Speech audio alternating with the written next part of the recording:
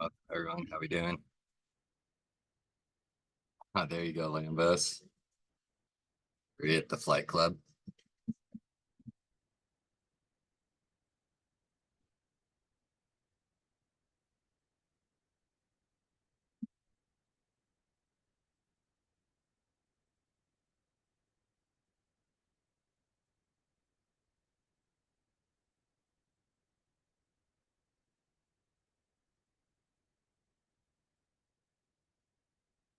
Welcome, everyone. How we doing? Hope we all had a good day.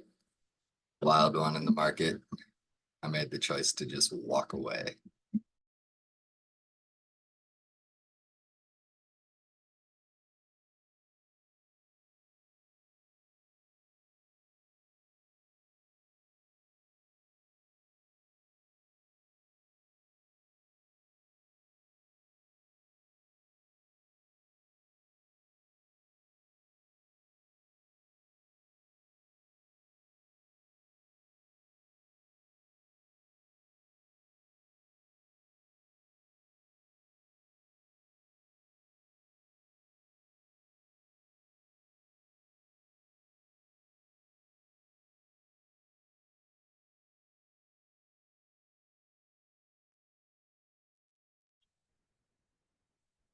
Welcome, everyone. Christian Ralph, how we doing?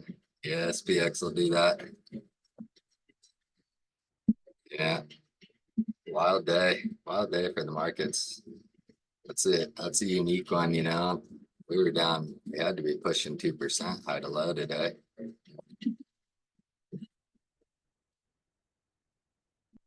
Wow, wow, that's wild. Noodle, how we doing? It's a yeah, dumper of a day on the old market.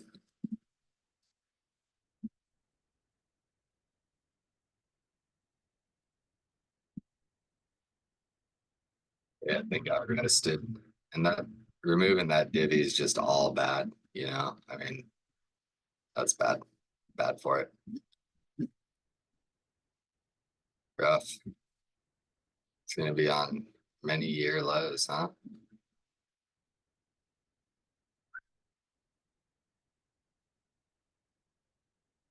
That's rough for it.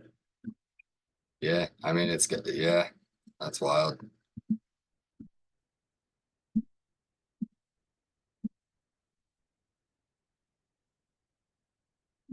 What did we end up at on that thing? 23 or something. I'll sit down here.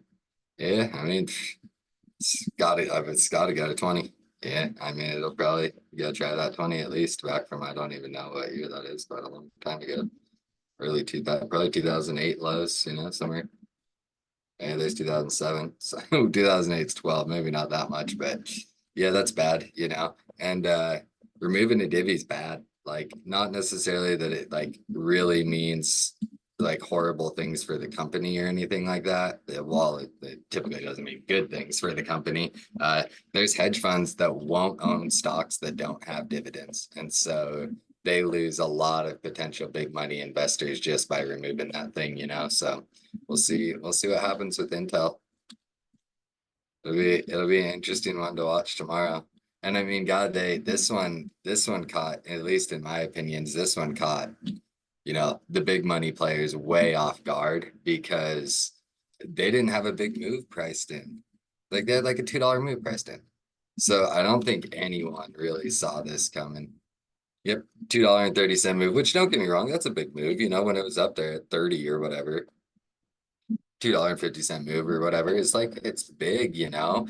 But when you blow out the expected move, I mean high to low today, and you're pushing down $7 when you blow it out like that, that shows that people were not expecting that type of thing, at least in my opinion.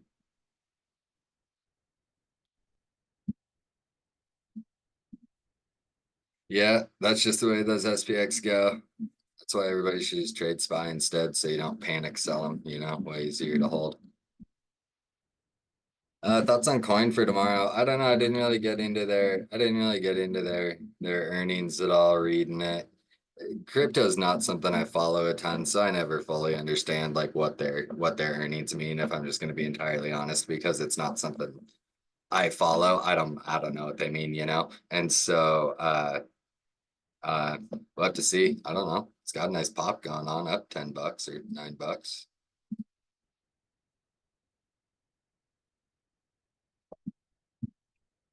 Yep, beat on sales.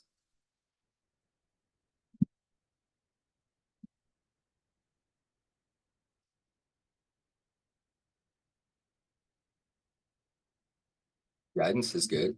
I don't know. I guess guidance isn't necessarily that good. It's same for this quarter.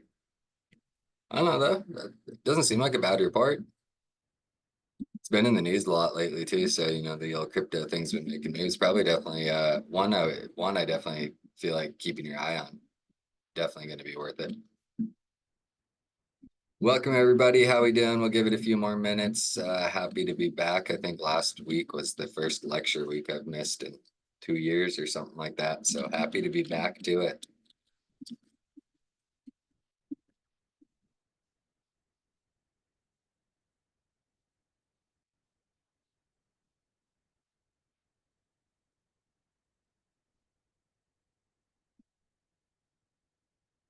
Yeah, I'd kind of watch that 220 lever.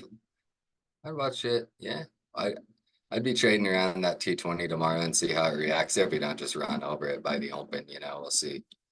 We'll see what it wants to do. They're definitely showing up to buy. Conference call went at least okay.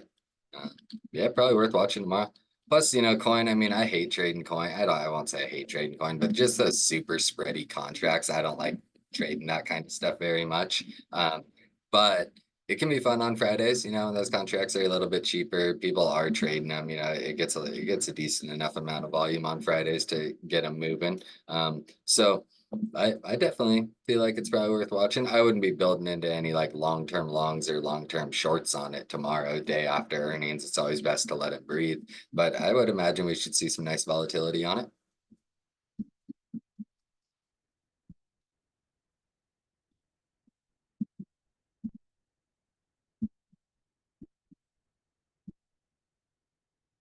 Welcome everybody. We'll get going here in just a second. How'd we all do today? How's everybody's day?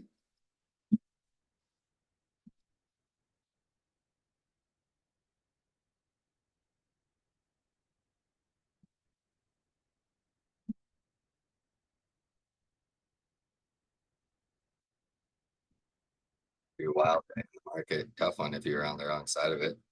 Gave up everything. That was just crazy to me. Just gave it all up. Green on the day, love to hear it. I hope most people were green on the day. Don't get me wrong, I know that undoubtedly some people got pretty blown out down here trying to catch that final short of the day. But we ultimately took that nice little bounce up into close. Definitely not bullish or nothing like that. And then didn't get a lot of, you know, we didn't get a ton of movement off the Apple and Amazon to get SPY doing anything. But I think tomorrow should be a pretty decent day. I know we have some data at some point. Don't exactly remember when it is, but I know we got some data tomorrow, and so market should be moving nice for us, I would think. Okay, well, welcome everybody. Happy to have you here, Dirty River. Thank you so much. Like I said, had last week off, first week off I'd had in quite a while. Oh, good morning. Love that one from the other side of the world. Had the week off, and so, you know, have kind of just been taking this week slow. You know, hit a couple of nice trades, but just wanted, you know, really just wanted to watch the market work, at least for me personally, when I don't watch it for a few days. I like to see what it's doing. You know, one thing we've known with the market lately is that it hasn't been able to hold a buy, hasn't really been able to hold a strong sell lately either. You know, we will get a couple sell days, get a nice big buy day, but none of it's really sticking. And I'm under the belief, I think a few other people are probably under the same belief as me, that we're going to continue to see that in the market for at least the next few months. We have a lot of uncertainty going on. We have Fed rate decisions, hinting more and more at a cut. Still definitely some small recession fears going on there, but they did a pretty good job at kind of pushing those to the side, saying that they feel confident.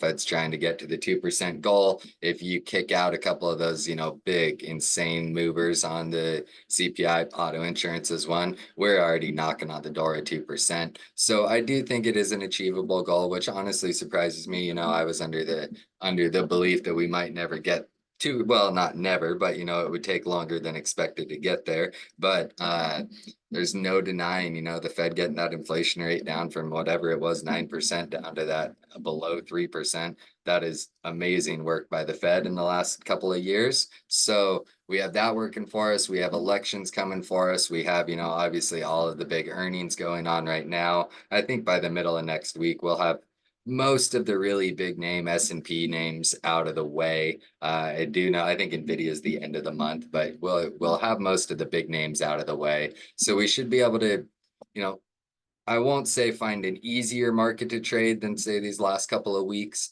but a market that maybe will make a little bit more sense for a second for a lot of people. We've been seeing a lot of it. I was asked a lot of questions yesterday. Are we green lighted? Are we ready to run? And I just didn't feel confident enough to say that. Was there even a part of me that thought we would drop $13 or whatever we ended up doing today from highs 554 to 541, 540 even at one point? Absolutely not. Anybody who says they thought this was coming is crazy, and they probably did not think this was coming. But we are seeing how the market feels right now, that it's not ready to just go full risk on just yet. We even saw, not only do we see very big selling in tech, or in SPY, we saw obviously gigantic selling in tech. And then we also saw really big selling in the small caps, which was a pretty big change. It was one for the last couple of weeks. You just keep on buying the dip on that thing, keep on buying the dip. Any dip that's presented on the small caps, we had optimism from the Fed, which really helps the small caps. Even today, the small caps of all the major ETFs putting up the largest percent drop of all of them. And so we saw,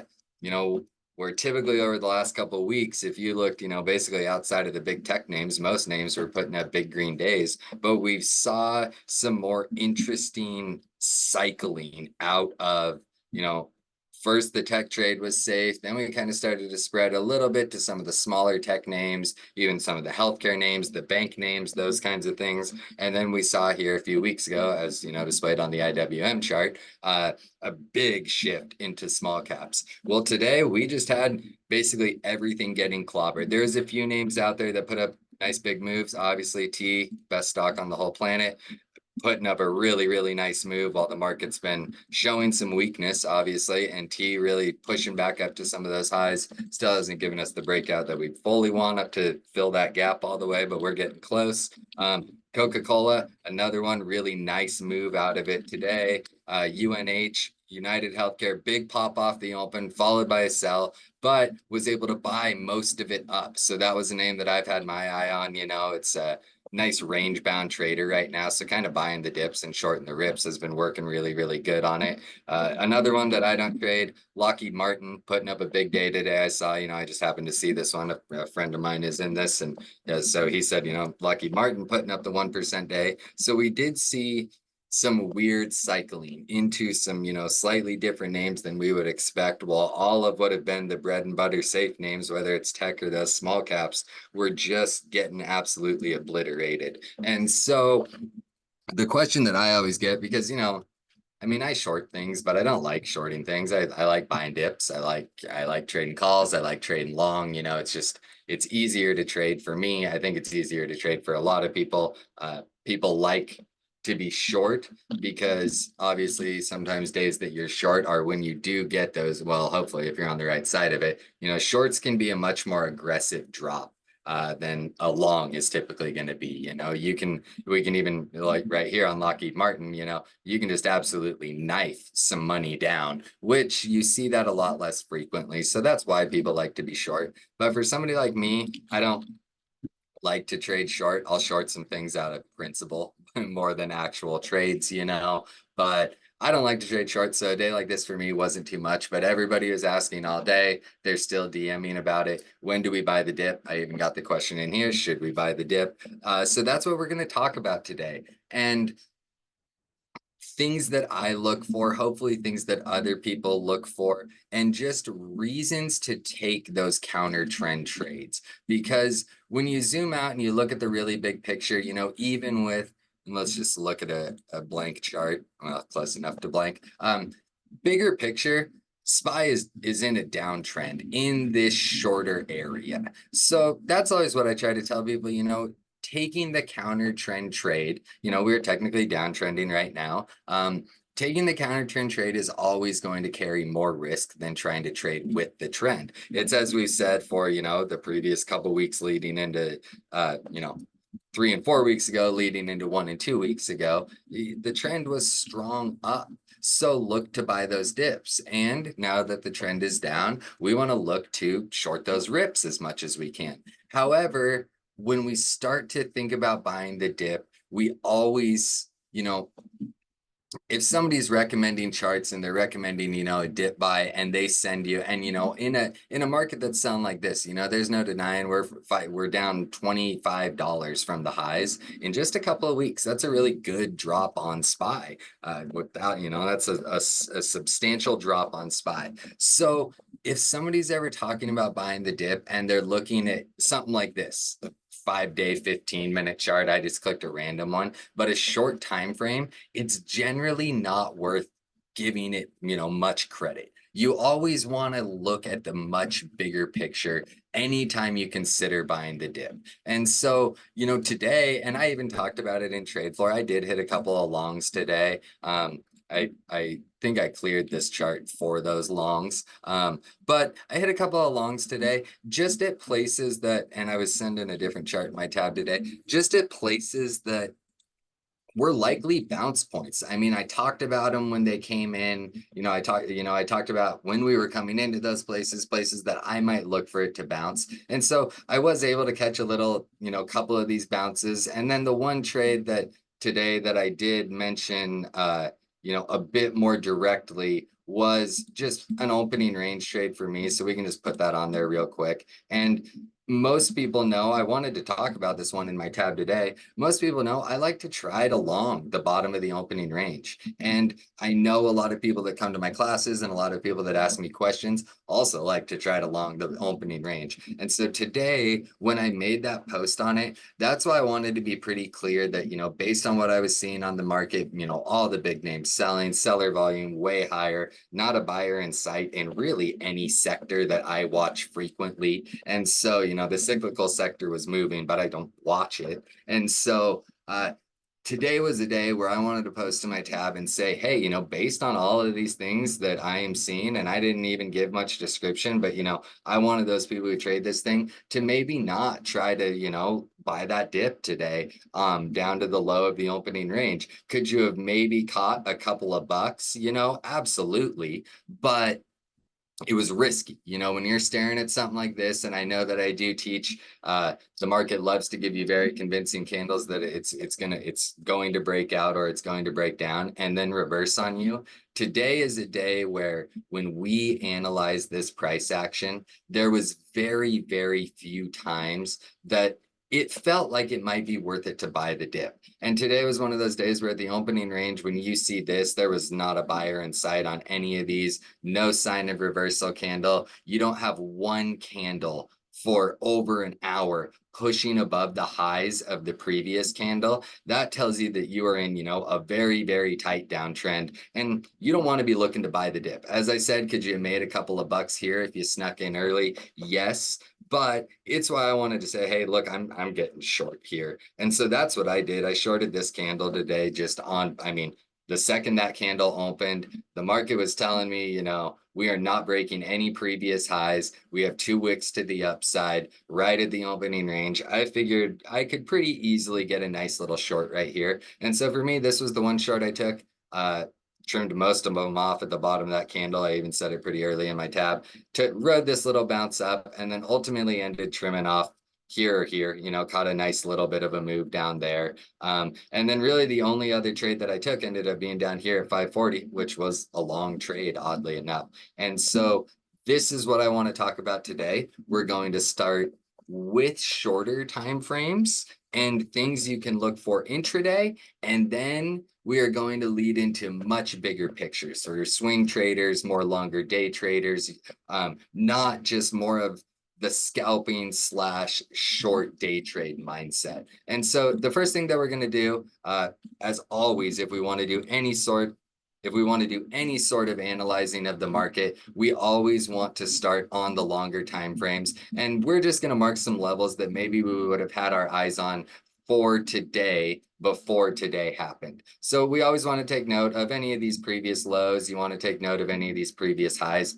Nice little range here. We know breaks above it, you can risk buys, breaks back into it, you can risk shorts down to the bottom.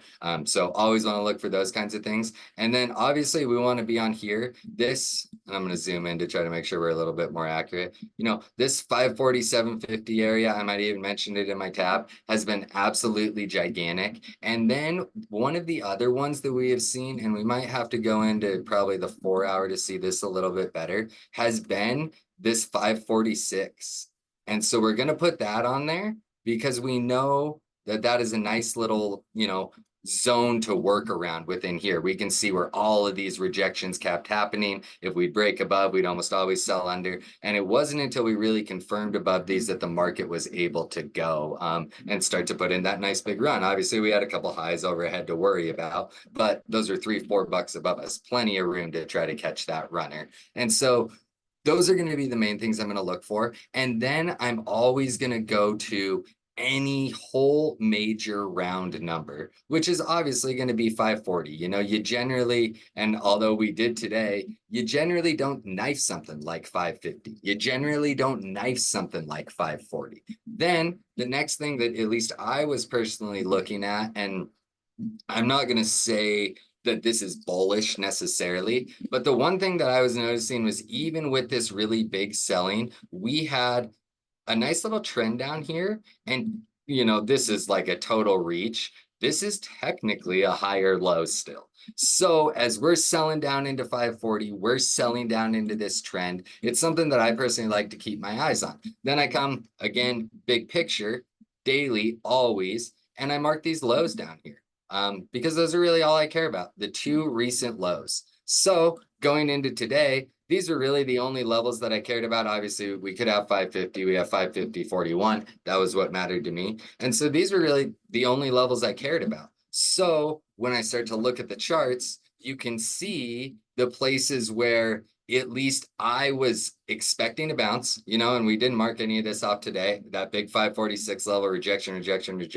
I think me and 1K might actually tried to scalp this, but I had these nice puts, paid me a couple more bucks on these candles here. Obviously could have taken the rejection here, but we're below these major levels. So we're still not looking to buy dips until we can sell down to some of these more major levels that we have on the chart.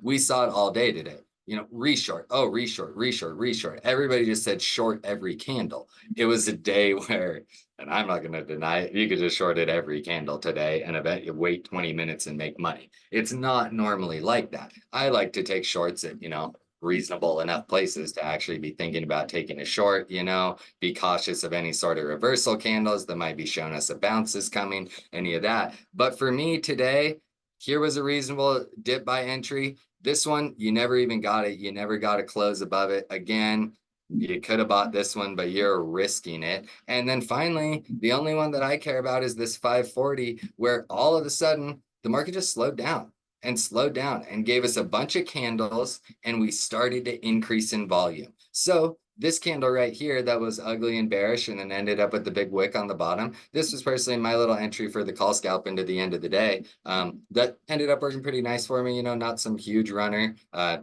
think I was in 541s, 542s. So nice run on them. And then I was, of course, out somewhere before this level being that late in the day. But this is a really excellent day to explain why you don't buy the dip unless you have very, very good reason to. And we knew we have 540. We have two of these strong levels below us. We have that big trend right below us from, not a huge trend, but from the last few days, all right there holding us. So if we come to a big whole number, the price action tells us, hey, we're slowing down and we're actually buying back over it, which like we haven't bought back over a level literally all day. So here is our chance to, okay, we have candles closing above the level. We have volume increasing into the end of the day, closing below the level. We know our stop is really going to be a close at new lows. We got 50 cents risk at the bottom, or 50 cents risk a downside. Or if you are actually trying to buy the bigger dip, because we know these levels are from daily time frame or daily or 4-hour time frames. We know this trend is from the daily or 4-hour, and you're looking to kind of buy the dip. Of course, we have earnings and stuff tonight, so not necessarily recommended for, a swing or anything like that. But worst case scenario, you got about $1.50 a risk on the trade, and you have close to $2.25 to the upside, just to that next level. So a very nice risk reward trade here. Whereas buying this one, your stop is $2 below you. So you don't, the risk reward isn't there on something like SPY that will put in those, $2 moves pretty quickly. You want to be very, very careful. And so I was, while I don't like trading days like today, I was very happy that today was a day it will be fresh in everybody's mind where we get a look at the chart and say, we don't need, we just have the SMAs on because it was on the daily. You don't need a ton of levels. You don't need a ton of information on days like today. You could have, of course, tried your trend line here.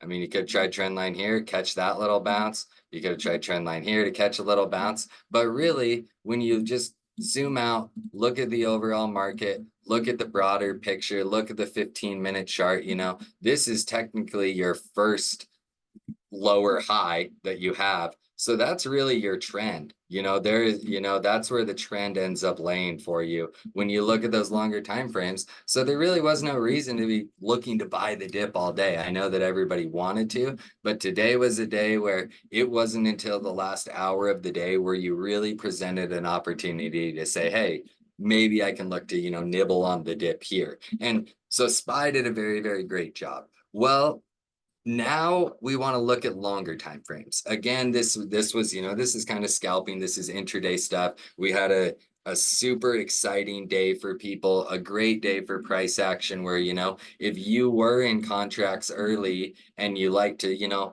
look at the candles, you like to trade levels, maybe you're trying to trade level to level, even though they're a long ways apart, these are what we had to work with. And, a lot of people know I teach trail your stops on your breakdown or breakout candles. So if you were short early in the day, this candle closes, you move your stop to here. This candle closes, you move your stop to here. So you'll ultimately, if you continue doing that, you'll probably eventually get stopped out here. But if you haven't taken your money on the $6 flush that you've already got, I just don't know what, $6, $7 flush. I just don't know what to tell you at that point. But beautiful day for price action. That was a nice, short all bounces kind of day if you're into that. And then finally at the end of the day, we get a trend break, we get a retest. We were at a nice level here and you can catch a nice little bounce. And so I know those people, and I know people love to trade puts, and so I love when they get to catch a nice day like this where it really, really works for them. As we know, bears have been getting obliterated for the last 16 months. And so you got to love when they finally get to have their day. The people who just hammer puts all the day, who hammer puts all day long, every day, even when they shouldn't be. You gotta love when it finally comes back for them and they get to have just a really great day with that. And so again, this Aaron, you said it not being I was thinking Gunter, probably that guy. But so any questions on this? Does everybody see what I'm saying? I just want to do some simple, price action analysis on these where we can, look at a chart that this was today. We all get to see it, and of course, as I always give the disclaimer, when we do these, we get a hindsight trade 2020, you get to see everything that's happening. You get a cheat. So it's always easier said than done, of course. But nice. Okay, good. Happy. Let's see if I have any questions. We had some longer ones. Yeah, Matt, really great question right there. So people who are trying to buy the dip today, and let's just, and I'm happy you asked this, Mooney, I've seen your name. I'm happy you asked this because we can I left out a very important part of all of this. As we can see, some of these levels work today. You know, these were levels that we had technically before today happened. Well, if you're trying to buy this dip, you stop out below this level. So you're risking, you know, a good amount, a buck 40 if you let it go all the way to the next level. But if you just keep that stop tight, any sort of heavy selling below these lows, this is, if you're scalping and not looking for a reversal, reasonable enough entry. I mean, I don't like that it's just two inside candles here. It's not giving you a lot of information. But then again, this one, if you want to look to catch this bounce, your stop is right here. And that's what I always teach people. I don't care if you're in a day trade. I don't care if you're in a swing trade. I don't care, scalp. None of that matters. You need to know, where am I stopping out? And so on a day like today, if you did scalp this, if you don't take your quick money, I mean, you got a dollar pop or whatever this was, maybe a little over a dollar, then this is your stop out right here. So ultimately, you end up risking no money. And it's so important to just follow that rule so you don't end up in the situations of being down really, really big. You want as little risk as possible for as much risk, or for as much reward as possible. And so that's why I just harp on people, follow your stop losses, you know, and maybe you get stopped out here for $5 or whatever a contract and it reverses up. That happens. Or maybe, you know, you short this thinking that this little, you know, this nice rejection candle here is going to break down. And after these nice little bounces, you stop out and it ultimately drops more. That's just the way it goes sometimes. All we can do is trade the chart. We know where we want to enter. We know where we want to stop out, and we know where we want to take profit. Anything in between any of those happening should be treated as noise, you know? No reason to panic out of trades if your stop hasn't hit, anything like that.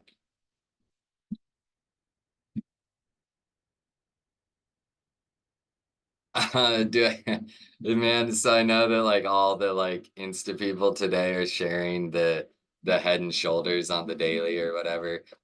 You know, I won't deny there was a better one on QQQ, but you know, I just don't buy into that. A head and shoulders isn't a head and shoulders until it breaks the neckline. And so until that neckline breaks, a head and shoulders is a triple bottom, which is a buy every time, in my opinion. And so you got to wait for the neckline to break to even consider it being a head and shoulders. At least that's how I trade.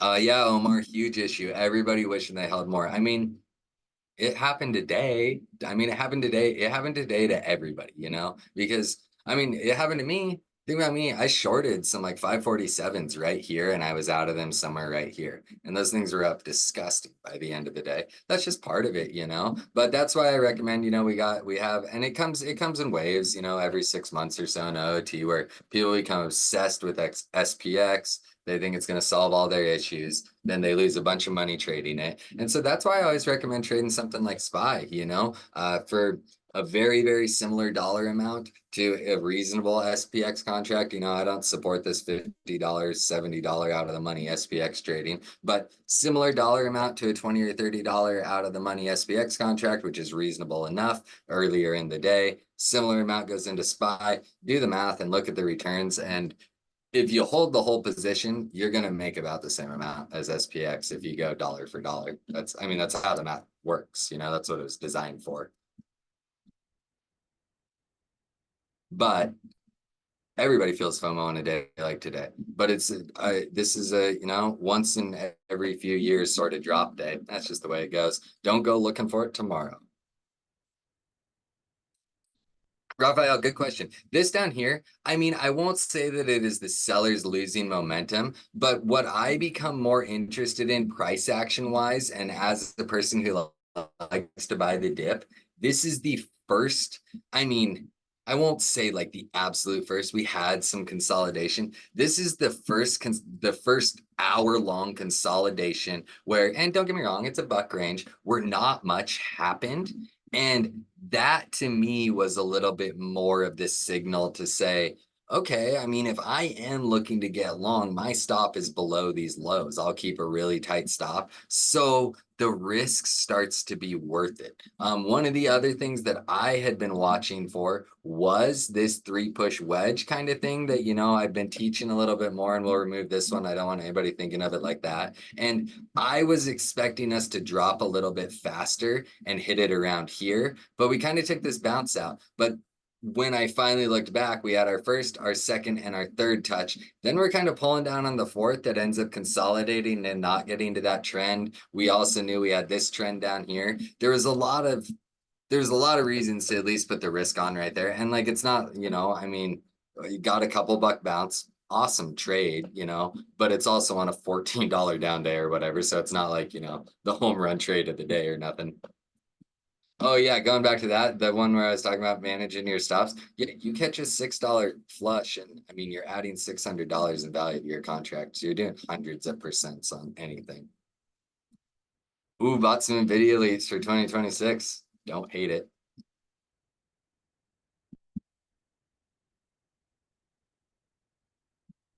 People don't quite understand the power of some of those cheaper contracts. Okay, but so with that, nice, happy we got through our questions on the intraday stuff as far as when to buy the dip, things to look for. If we want you guys and it's something you guys are interested in, you can remind me, and we can also we can go back to another day where maybe the market was pushing and we can look for some rips to buy, but then, or, some dips during rips to buy, and talk about some more realistic entries on uptrend days. But now I want to go into longer time frames, and we're going to go to a stock that I know I normally talk SPY and QQQ because it's what most people watch, but I'm going to go to a stock that everybody likes to trade, and like it has been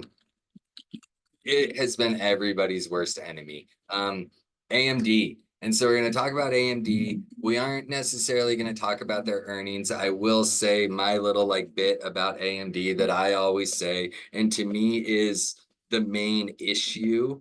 AMD has a great product. Like they have a really great product. They're a really great business. It is, there's no denying it's down. It's down bad right now. But if you zoom out, big picture, go to the end of that 2022, when we were setting those lows, even at 130 bucks, we're still up 150% off lows on this thing. And we're coming into some more interesting places to trade it. But I want to talk about AMD right now because it is absolutely breaking dip buyers' hearts, because we've seen it going on months now. Every bounce is sold.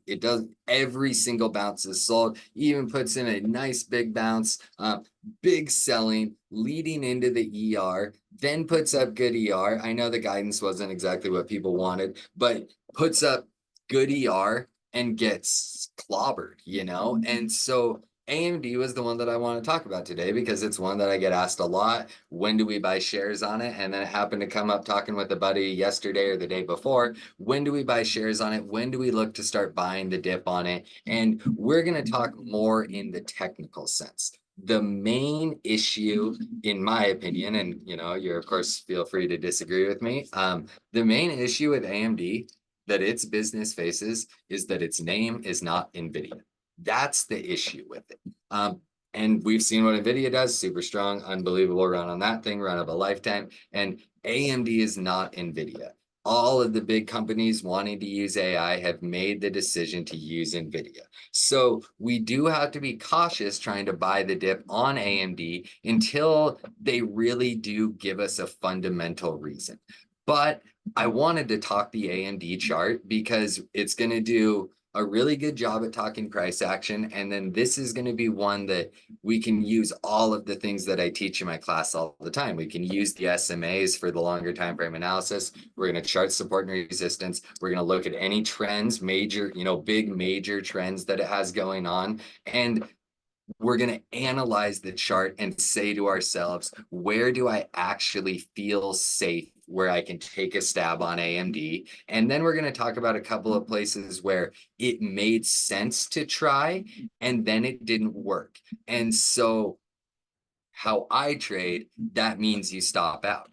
And so that's what I wanted to talk about first with AMD. Obviously, for everybody, I'm assuming everybody's in here has been to a bunch of my classes. I always look for major highs and lows. Those are the things that I care about on the daily. I always start on the daily. So I'm always going to look for any sort of major high and low. We aren't going to mark up here because we haven't been trading up there, but I'm going to look for any of the major ones where, we took a nice rejection and then when we break it, we ultimately put in a nice run. When I chart support and resistance, that's what I look for. And then I personally, and I'm not going to say that this is that, if you do it the other way, you're wrong. I will 99.9% of the time, my price levels are going to be based on wicks. And so what do I mean by based on wicks? I'm always going to mark the lowest low or the highest high based on a wick, because we know that is where one side gave up. So here's a great example. Buyers were in complete control. We hit up here, and for whatever reason, 151.12, that might have not been the official high.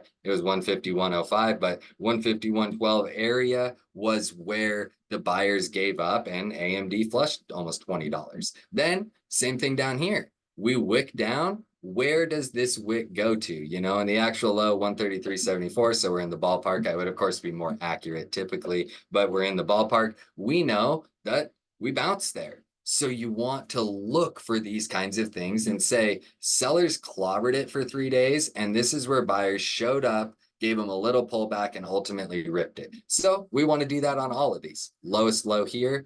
Any of these things where you see a very large move coming off of it, that is where I like to put my support and resistance. Then the other things that I take note of are any big consolidation ranges. This was the one, this consolidation range right here. And I know I'm not marking the highs, but I based it on these first few candles, basically. This was the first consolidation where AMD was just destroying people. People kept hammering calls at that 168 to 169 area, getting smoked. And then they'd hammer puts down here, 161, 160 area, and end up getting smoked. That's, typically how consolidation ranges work. So now we have our levels from AMD, but we don't have any awesome trends on the daily to work around. We do know that AMD has put in a pretty, and I actually kind of want to get this one down here. We know that that's a nice bounce, led into the run of a lifetime. We know AMD has put in a ridiculous run as we looked earlier on the weekly chart. So we want to go back to the weekly chart and say to ourselves, what kind of trends do we see here? Is AMD still in an uptrend? Is this something we want to, is it something we even want to consider buying? And we have two, in my opinion, major trends on the weekly. This is the most major one. Until this trend is broken, AMD is still technically in an uptrend.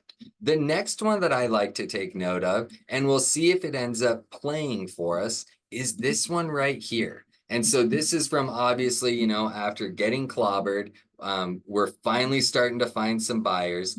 This is our first higher low at the end of a bear market, first higher low, and then it leads into the following week, the first week that closes outside of the downtrend. So we know, if we ever come down to this area again, and who knows if we will or won't, if we ever come down to that area again, then that's a buy for me. No matter how ugly it looks, if we ever see AMD down there again at $60, I'm in there myself.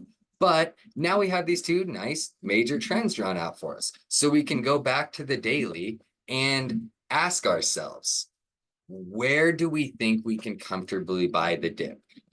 We had these lows over here that turned into big bounces that, one dip I worked, but ultimately ended up failing. None of these candles have given us any sort of opportunity to buy the dip. I know a lot of people were trying to rush into AMD long, but when it's rejecting our upside levels, there's not, and it's in, technically speaking, a downtrend, bear market even. It's down terrible, down 50, I don't know, 40% from highs. And so down really bad.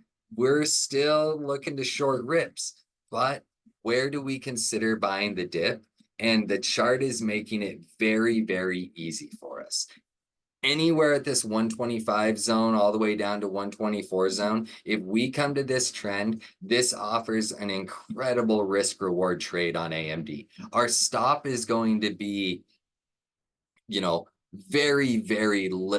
our stop's going to be tight. We'll risk a couple of bucks on it because the market does love to do a nice little knife, and we aren't going to be the only ones with our eye on this trend. And so the market loves to do a little knife to get you stopped out. So you might want to run that $2 or $3 wide stop if you're taking this stab on it.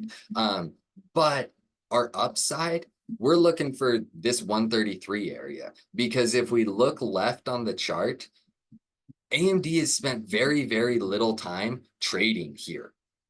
Couple of days in recent times, obviously, couple of days. So a move through this zone, even though you guys know me, I always preach, have reasonable price targets. You got to look at your intraday support and resistances. But if you're a swing trader and you're looking to buy the dip on AMD, these were all reasonable shots. Take a shot at 150. I get it. Take a shot down here at that first test of 140. But you have to eventually admit that it's weak. And when that happens, that's when you, again, zoom out, look at the biggest of the big picture and say, okay, where can I really reasonably look to buy the dip? And to me, that's likely going to be this, 125 all the way down to about 123 area. Obviously, it's going to be sneaking up as more days pass. But still very, very reasonable dip buying territory on AMD, at least in my opinion. And we're finally coming to it, for at least how I trade, the most confluence of reasons to get long that we've had on AMD in quite a while. And so I really, this is something that I have my eyes on really, really good. But I have to point out one more thing, and I don't have them pulled up yet. I wanted to have the cleaner chart. As everybody knows, I use the SMAs a lot on the daily, 20, 50, and 200. The 200 SMA is an issue right now for AMD. And so that's what this pink line right here is. Obviously, yesterday, mean double top if you decided to short it on the back of earnings at that 200 day. What this is telling us is, over the last 200 days, are people green or red on AMD? And we are seeing now anybody who bought shares in the last, 200 days ago is now red on shares for the first time in a while, which can give a good explanation of why the selling has been so volatile on this thing. And then if we sell down to this 125 area, that is, like I mentioned, and again, if this is a long-term share buy and AMD is something that you're bullish on, widen that stop out for shares only specifically. If you're getting in that 124, 125 zone, you want to risk 10% on the trade, which is a reasonable enough amount on the trade. That gives you leeway all the way down to 113, basically. So if you're a share buyer, you can look to widen that stop. An option trader, we can't do that. You can't have a $13 wide stop. You can't be letting things go, $10 against you, $8 against you. You want to keep it tight. And then again, maybe we break it and we admit we're wrong. That's just fine if we are wrong. And maybe we get this pushed down to 100. Who knows? And that is, again, where looking at the biggest of the big picture, we know that 100 level, if we get down here anytime soon, we even have the weekly 200 SMA down here. If we get down there anytime soon, that is, the theoretically the best spot on the chart to at least give it a shot. But AMD, just a really, really beautiful chart for price action as far as rejecting where it should be, bouncing where it should be. And so now as we come into this area where, we got support, we have a massive weekly trend, we have a place where we have seen big explosions of buying above it, and then we had a lot of resistance there for a while. So, before we were able to get over it. So just gives us a lot of reasons to, when everybody is feeling doom and gloom, we can kind of start looking to maybe take our little piece of AMD here. And so I love that the AMD chart looks like it does. We just had a really, really awesome day with SPY doing big selling. So we got to talk about some intraday dip buying, and then AMD obviously really big selling recently. So we get to talk about a stock that, maybe has some potential for a dip buy sooner than later. As always, when you're bottom fishing, when you're looking for those dip buys, you have to look at the fundamental aspect of, like I said, AMD is not NVIDIA. That alone makes it a little bit riskier, but always worth, always worth having your eyes on the big picture, not panicking on things and saying, if we break this trend, we see big selling, but I got to try. Same as down here. We come to this trend, you have to try. That's all we can do as traders is take that shot. Let's see. So that's it. We got like 15 more minutes. I'm hoping we got some questions or maybe a stock to look at or anything like that. And discuss dip buying focused, of course, if we can. AMD, the favorite stock to lose money. Uh, you are not alone, unfortunately. Yeah, there you go. That 100 on Nvidia, that was a sneak in. We'll see if they present it again though, but that was one. Yeah, AMD hurt people today. It got wild. Can I look for what I repeat for what I look for when charting support and resistance? Yeah, and just this chart's up. I like highs and I like lows. I like where the market makes a dramatic reaction to something. I don't want to, I don't want to put a level, and I guess maybe if I zoom a little bit more, it might be reactive, but I don't want to like look at this and just say like, well, it's 120, so maybe I do. But you don't want to look at this kind of movement and say like, oh, I'm going to mark all of these levels. I care about the bottom of this movement and the top of this movement. And you can see here, we had the bottom and then we chopped and chopped and chopped and chopped. And when we finally came back to that bottom, beautiful dip buying opportunity. We got SMAs. We even have, a little bit of decrease. Oh, look, we have increasing buyer volume on the sell-off. A lot of things to tell you to buy right here. And it ultimately ends up working. You, of course, don't always think it's going to just blast that next level, but you don't care about this. You care about the bottom and you care about the top. Everything in between is noise to me. So that's what I do. I mark the highs and we can even see it. I should probably talk about these. We had this high from over here, so I marked it. Well, we had this next high, which, was a nice double top here. And then a couple of days later, it's down $20. So it hitting 187.50 didn't cause this, but we're able to see, okay, the market has reacted there. So we had these levels from here. Well, now look right. If anybody was buying AMD here before these levels were broken, like you deserve to lose money on your calls because you were buying what is obviously a very, very risky point in the market that has resulted in big selling on multiple occasions. So that's why you don't buy that. I'm not saying you necessarily short it. I personally would be looking short up there, not saying that I would, but always look for those major highs and any of those major lows. Obviously, we aren't getting bounces on them recently, but AMD is like, it is the ultimate in level respecter. And yeah, I've heard Flips talk about it a bunch. It does what it's supposed to do at levels, like over and over and over again. So if you have levels and you try to short them and they break, well, it's going to the next level. And so AMD loves to respect levels until obviously you can see the mayhem right here. But it's a great one to trade. Just mark those highs and lows, wait for the trades to come to you, and you'll find yourself in some rippers on it. Yeah, Noodle, I know. I see. I'm just catching up to you saying, I'm assuming you were talking about this trend down here on it. And yeah, you can obviously, there's a few trends. This was a trend, this was a trend, this was a trend. And then we even have this trend now, but that's the newest one. And like I said, that's kind of hindsight trading. This was the one I realistically had. Or no, I think I even did it. I might have been here on this bounce. So I had my trend back here and I never even moved it. And when I looked at AMD, I was like, oh, well, that trend's over and done with. But this would now, technically speaking, be the new one because it is the next lower high. But I'm not overly concerned with 185 right now. I'm more into 125. Yeah, exactly. Looking for that 125, 123, that whole area, anywhere down into here. I'm looking to get in. As I said, high risk. There's no denying the selling. Like the thing has gone from 230 to 130. It is down $100. I mean, I'm rounding, but it's down $100. That is not good, Yeah, we might all laugh, and it could keep going, but I don't think AMD is going anywhere myself. Like I said, they got a really good product. I got one in my computer next to me. It's working awesome, I love it. So AMD, just a great chart, really easy one to analyze for price action, really great one for us to get back on. And in a day of, and what we're dealing with right now, big selling on names, where can we start to nibble on tech? Oh man. Oh, thanks, Johnny. And we're getting a lot of questions now. So we really aren't going to touch. And I'm going to just shoot a couple of these down, unfortunately. We are going to touch on Microsoft.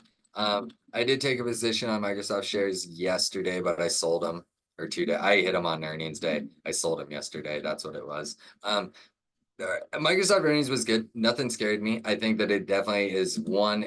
When tech finds buyers, which currently it's not, but when tech starts to find buyers again, I personally believe Microsoft will be one to kind of lead the pack. However, always be careful when you're trading things just after earnings because they bought us right back up into this range we've been in. The market likes to digest earnings for a couple of days. So just be cautious. Take those scalps, when you're getting those nice upside moves, treat them as bounces in a downtrend and really keep the stops tight. I just liked, I liked the entry down here, 395. I even had another buddy getting in him. I think he got in 390. So I hit him at 395 on that pullback, knowing I was going to be risking $5 or $10 per share. That was all I was willing to risk on it. I would have taken that stop, but they started clobbering it under lows. So I was happy to take that entry on it. And then I ultimately got out that next day on the pop. But Microsoft, I like longer term. I know that I'm getting, is it a Head and Shoulders? Everybody's looking for the Head and Shoulders right now. We'll see. Head and Shoulders, not a Head and Shoulders till the neckline breaks. But that's just me. AJG. Oh, yeah, this is one of those. I only know this because it put up a nice day. Yeah, 1% day. So I don't know. I have to be honest, I don't know anything about this. Kind of a tricky thing to trade. Apparently earnings went well. I would still give it a couple more days to kind of figure out what it wants to do. It really busted out of here. But look for some dips to buy again. I don't know what it is on this thing. I don't know what it does. I have nothing. I unfortunately can't give you any information on the stock, but it is just grinding. I mean, it's still in dip by mode. And all-time highs are tricky. We don't have a lot of info up here. Some that I do like to do is, I'm assuming that this giant candle is the earnings candle. So sometimes I like to kind of pull the fibs on it, go to the midpoint. When you do a fib extension, you have to set a midpoint. I like to set the midpoint right around the middle of the candle and look as we push up into these extensions and see kind of how it works for us. We can look at them on a shorter time frame to see if they're working. And just know these fibs are pulled off of this nice extension candle here. So, a lot of people say that you like to buy that when we start dipping down this 23 or 23 to 38 areas where you like to buy the dip to get that continued push up. But if I was trading this thing, I'd kind of just focus on these levels right now. It's not a ton, it's not a big, huge range. Well, it's $20, but it's not a giant range of levels. And it's just based on that earnings candle to kind of give you an idea of some targets if you are buying the dip, areas to look to buy it for the bounces up, and some potential trim points if you're in there. Thoughts on Apple? Can't really touch on Apple right now just because I haven't got into the earnings report at all yet. Well, they brought it green in the after hour. Well, not green on the day, but green in the after hours. Must have said something they liked on that call. Probably something about AI. I mean, really, going into tomorrow, if you're looking to trade Apple for some fun same day action, I'd basically, if we open around it, be trading around that 220 level. If we can crack above 220, look to probably play some longs, stay below it, look to play some shorts. But really just let it go, let it breathe for a couple of days before you make any big decisions. Back to the topic, slow movers. I see Tesla. Not a slow mover. Clobbered. Back under the trend. It could not hold the breakout. Ooh, rough, Tesla. That's rough. Oops.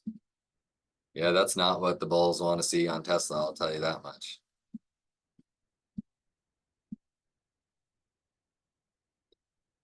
That 210 area, though, that SMA, but just crushing under the 200 again. Not a ton to be bullish about on that chart. Back to slow movers, ET. This one just breaks my heart. Look at this is when me and Tilly were trading ET trying to get that 12 break. When was that? 2022. We were praying on the 12 break and look at it now. Is this you? Are you SK? Is this you? You asked me about this like in recent times, huh? I wonder when that was. My thesis does not change on it. Apparently that that gas trade is still working on this thing. I mean, 1650 going to be that next rejection, but I'm a dip buyer all the way down to 15, 15, 17. You could have even risked it today off of this 20 SMA with just the strength this thing has. Did put up a red day, but 8 cents, no big deal, you know. Looking nice for some continuation. I need even more time on it. Looking nice for some continuation as we get back here. I mean, above that 1650, let's start to look for some of those higher pushes. That thing might finally want to make their run up there to 18. Nice ISK. I swear that was a couple of months ago on the daily. I swear that was back here. You were asking me about it. I hope you stuck with that trade. When do you find entry for a call? So when we're, specifically today, when we're looking for something like a dip buy, we'll go back to AMD. What I'm gonna look for on something on AMD is I'm gonna not be watching the 5 minute, I'm gonna be watching the 30-minute chart, hour chart, and I'm gonna try to see what the price action looks like leading down into it. And so if I know I want to enter ideally somewhere around here. So that's all the way down to that 122, that trend, any dip down into here, I want to buy, but I want to watch some hourly candles because if we get an hourly candle that's knifing it, and the next one, if we see a setup like this, we're not ready to buy the dip. We want to see something on the chart, whether it's the hourly or the 4 hour or the 30-minute. We want to see something that says buyers are showing up for a second. Like if we go to SPY today, there was really, it printed to me, this was like after a bunch of consolidation, a wick down to lows, and then a nice wick on this candle. That's the kind of thing I want to see. And then next candle closing above it.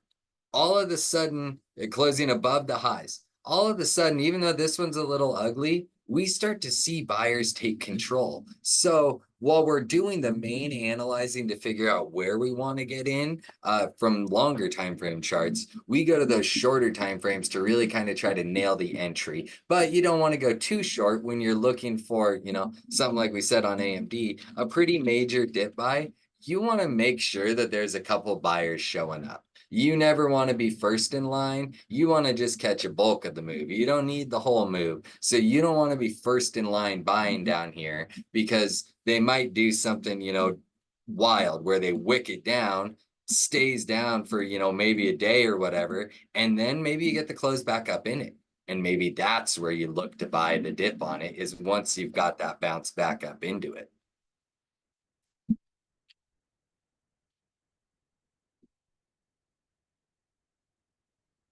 Uh, Good question on when to get into. So on those major ETFs, and I'm not going to say buy them every day. There's not really a major time, but there's not, if they're long-term holds, a nice rule of thumb, nibble shares on red weeks. That's where you're starting to see some red in the market. And, you got to understand we can go down. I know that Tilio's even been talking about, he has discussed us visiting this 200 day. So are we down off of highs? Yes. But are we down enough to get super heavy in a long-term port? Absolutely not. I mean, I don't know. I don't know. Somebody might know off the top of their head, but what are we?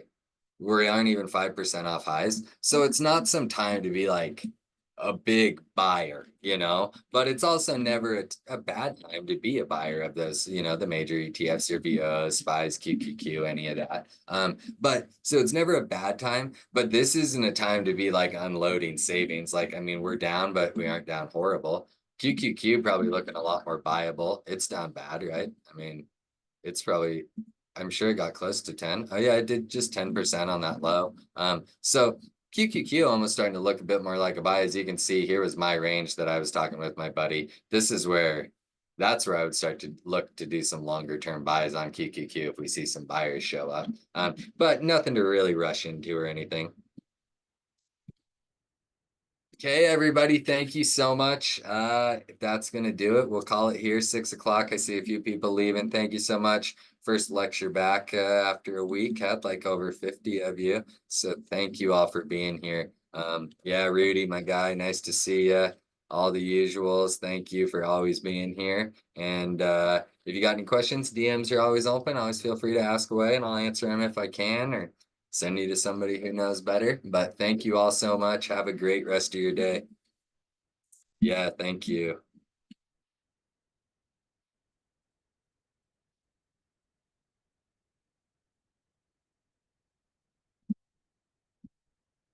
Right on. Thank you all so much. I appreciate it. I appreciate it. And we will catch you all tomorrow, Friday. Trade safe. Have a good one.